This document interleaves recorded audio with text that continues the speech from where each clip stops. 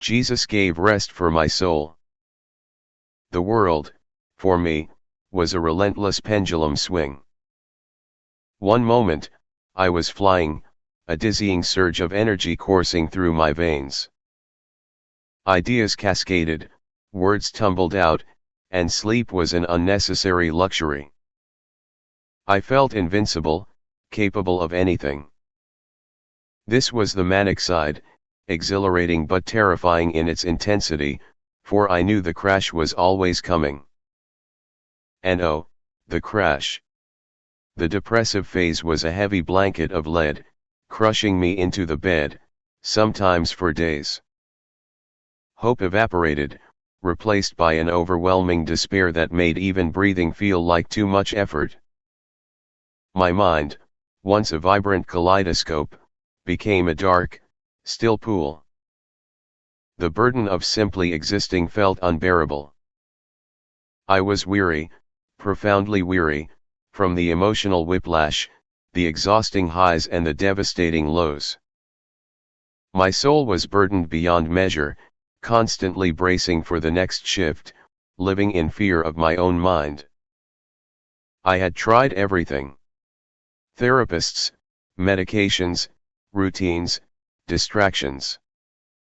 They helped, sometimes, but the underlying exhaustion remained. It was the weariness of a soul perpetually tossed about. One afternoon, during a rare moment of quiet, stable despair, I found myself flipping through my old Bible. My eyes landed on Matthew 11 verse 28. The words seemed to jump off the page, not just as ink, but as a lifeline.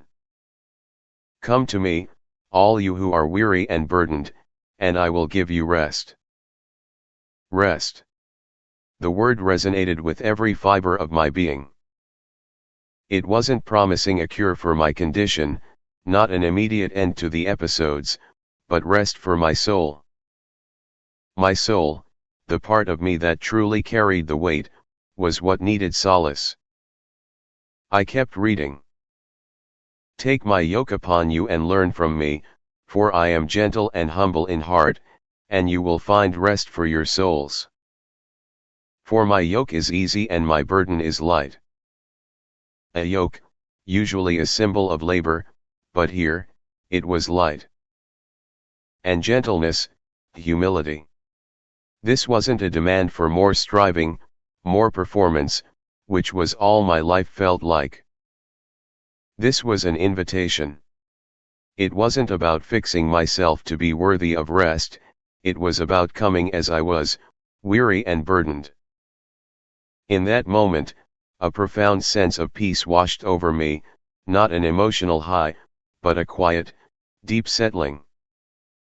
It was the realization that my value, my acceptance, and my rest didn't depend on whether I could control my mood swings or conjure up constant spiritual fervor.